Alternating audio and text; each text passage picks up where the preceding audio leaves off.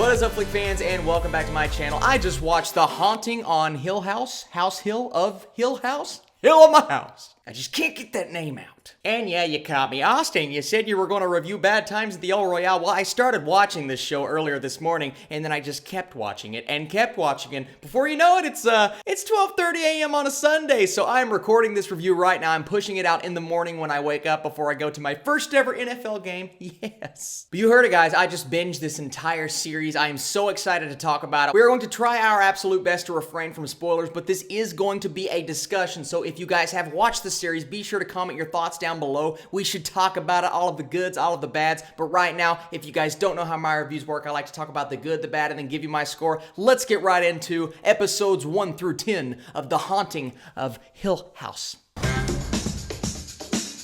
So this series explores a group of siblings who as children grew up in what would go on to become the most famous haunted house in the country. Now as adults, they are forced back together in the face of tragedy. The family must finally confront ghosts of their past, some of which still lurk in their minds, while others may actually be stalking the shadows of Hill House. And this thing is directed by Mike Flanagan. I am a huge fan of his work. He has slowly become a fantastic director, and I just recently watched one of his first movies ever on Netflix called Hush. That film is fantastic. I actually watched it this week and logged it on Letterboxd, so that kind of got me in the mood for another Mike Flanagan film or series. I'm also a really big fan of Gerald's Game. I just think the guy has an eye for horror, and I believe he is directing the sequel to The Shining.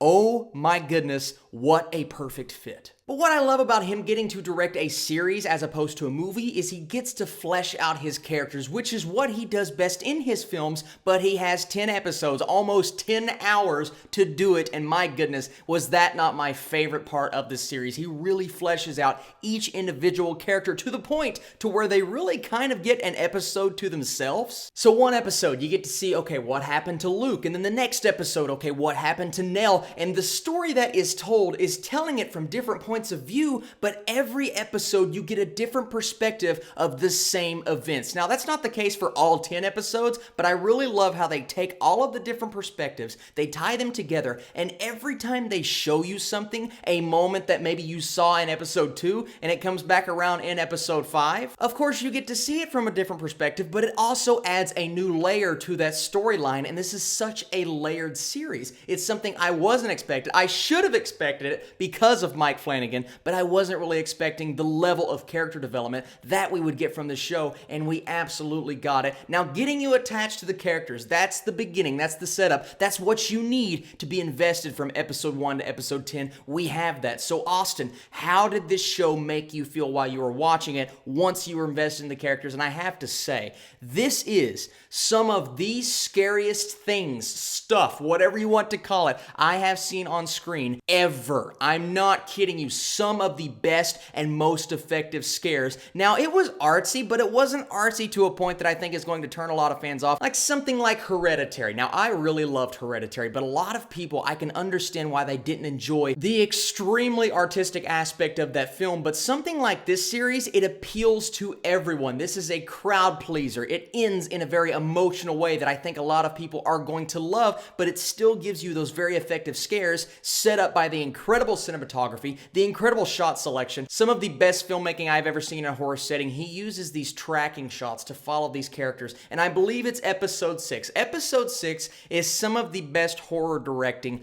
I have ever seen. The tracking shots, the dialogue, the character development, it all comes together in maybe my favorite episode of television all year. I kid you not. My goodness, guys. Now, the story does jump around a lot, but it establishes an effective way of letting you know where they are in the story and what points they have to get to. I like the whole then and now things. We get a lot of flashbacks and a lot of flash forwards, and really this thing is told in a non-linear way, and sometimes that can bother me, but if you have a good director behind the camera, I know I keep talking about Mike Flanagan, but Mike Flanagan, yeah. And did they not cast the perfect people? First off, you have some of the most talented actors and actresses out there. I have loved what I have seen all of these people in before. And then they come together, right? And they look like a family. These girls look like sisters, both the young versions and the old versions, and they look like younger versions of Carla Gugino's character. I don't know how the casting search went, and I know a lot of these people have been in his movies before, so that's probably how he's like, all right, I'm gonna bring you from Hush, I'm gonna bring you from Gerald's Game. But they all look alike. I was blown away. Sorry, my mind is scattering all over the place. Let's go back to the fact that every character gets kind of their own episode. I really didn't have a problem with any of the specific episodes with the individual characters. I will say Luke's story, it was hard to watch. It's dealing with addiction, and that's the thing about this story. You don't just get, oh, it's another horror series. You got a lot of jump scares, and you got a lot of scary stuff. No, this show dealt with a lot of things. Family, addiction, tragedy, heart, emotion. You get all of that. Luke's story dealt with addiction. That was a tough one to watch. Nellie's episode, it might have been my favorite individual story. The twist at the end was so brilliant. It leaves you on edge. Every episode leaves you wanting more, especially that one. And then episode 6, the funeral home episode, if you guys want to call it that. I already said it. The tracking shots, the way that it looked, the way that it was filmed. I think the best dialogue of the series. It really starts to bring together these stories that have kind of been scattered, not in a bad way, but once it all starts to come together, you're like, oh, that makes sense. That makes sense. Yeah, this is working. There's a moment in episode 8 that scared me more than anything has scared me in the last 23 years of my existence. I kid you not. I jumped. And I do not jump. I do not get scared during movies or television shows. This has never happened to me before, so it's all very new to me. But guys, this one got me. It really got my wife. She was freaking out, but it got me too. And you're watching this show, you're craving some things. You want this to happen. You want to see this character fleshed out more. Episode 9, you finally get a fleshing out of the character of Olivia, really kind of what this entire series hinges on, and that one did not disappoint. And that's what I love about this being a series. Once again, you can flesh out all of these characters. You can do things that you cannot do in a movie, and I really do think this setting works very well for horror. And in the story towards the end, I keep thinking, I know where this is going, and they take it in a different direction. Then when you start getting answers to the questions that you've been asking throughout the entire series, you're just kind of blown away with how smart this was. Yeah, it's horror. You know it's coming. The creatures, the demons, whatever you want to call it, you'll find out when you get into the episodes. But yeah, they were all just really creepy. The makeup was well done. The really tall floating guy, that's not a spoiler, but when you see him,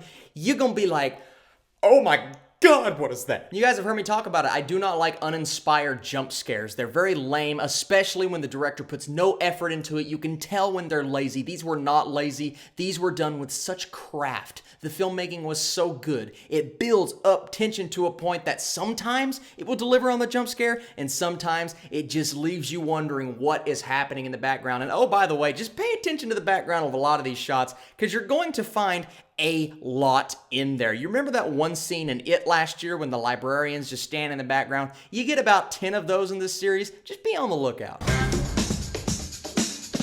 Alright, in terms of negatives, I don't have very many. This show had me from episode 1 to episode 10, but I will say the finale, while I really enjoyed it and I loved the emotional payoff, there were some tears. I'm not gonna say tears, I'm gonna say a tear in the eye. It was just a very well done finale, but I will say it wasn't the strongest of the 10 episodes. It was a weaker episode, but I do think that's a testament to how good the other episodes were. This show sets up a lot of questions, and it answers most of those questions, but I did still have some questions left at the end of the series. Now, I do want to go into that in more detail. I might do that on my Stardust page or just write a little review and post it somewhere, but there were questions that were not answered, and that's one thing that always kind of bothers me if they're questions that are big enough. I do believe they were big enough, and there was an episode or two that really kind of slows down to a halt. I said the dialogue is really good, and it is, but there are some scenes when I think they could have sped it up maybe just a little bit. Maybe they didn't need to have 4 or 5 episodes that were over an hour long. They could have shrunk them to 45 minutes long. I'm just saying.